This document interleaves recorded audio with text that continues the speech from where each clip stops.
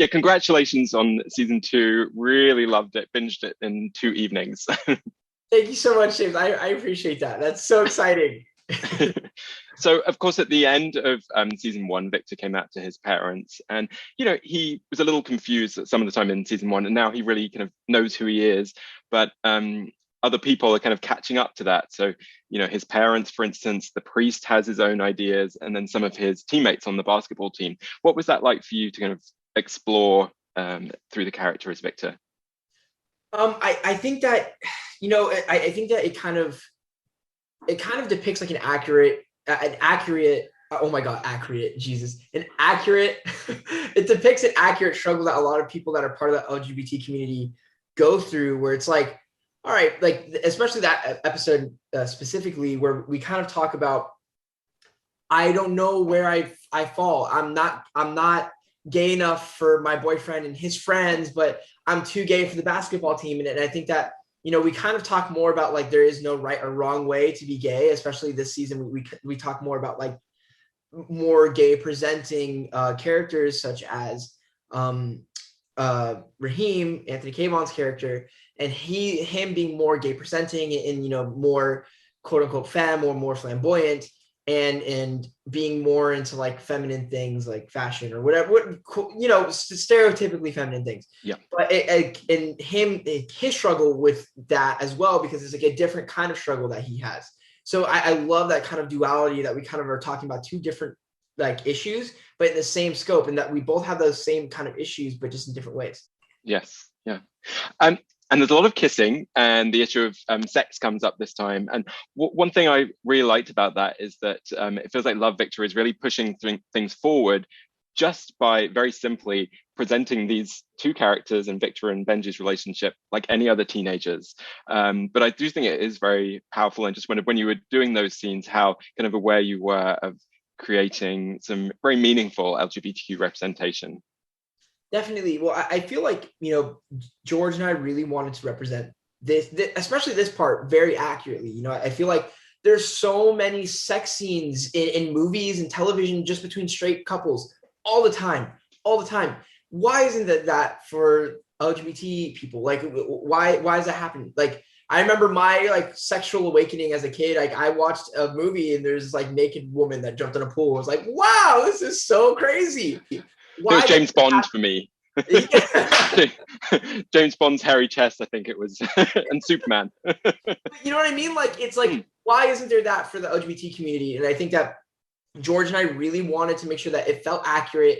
It felt so explorative and kind of like fresh and new and exciting. And I think that George and I actually opted out of using like an intimacy coach because we felt like very comfortable with one another.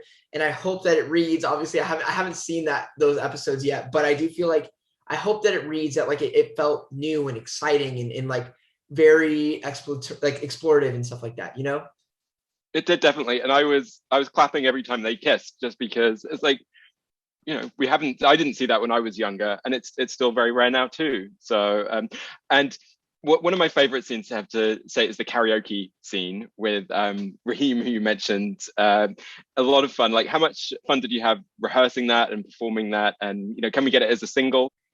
Yeah, I hope so. I honestly hope that everyone could get it as a single. That would be so cool. But no, yeah, like doing that with Anthony, like Anthony Keyvan is freaking a phenomenal actor. First off, such a freaking force of a talent that man is. And we literally had dinner yesterday. Like, we get along super well. We're really good friends now. But we got to go to the studio and like record it, and it was like so fun and like exciting. I'm very passionate about music, as you can probably tell. I have like drums and everything, and new music is coming out soon, by the way, just side note. But like, it was cool to be able to like mix two of my passions together at the same time.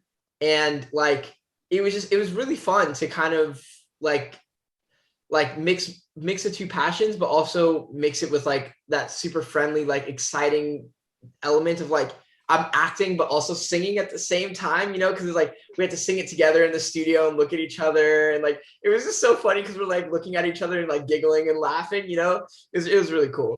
No, it's a highlight. It's a really fun moment. And obviously, Love Victor has meant so much to people like young people of my age too. And I just wondered, when you were growing up, if there was a show that sort of, or it could be a film or a book or anything, but maybe just a character that you identified with and you felt seen and represented by.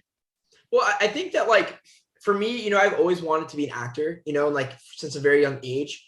And so when I watched like Inception or like Interstellar or like Avatar, I loved Avatar, like the, you know, the blue monkey people.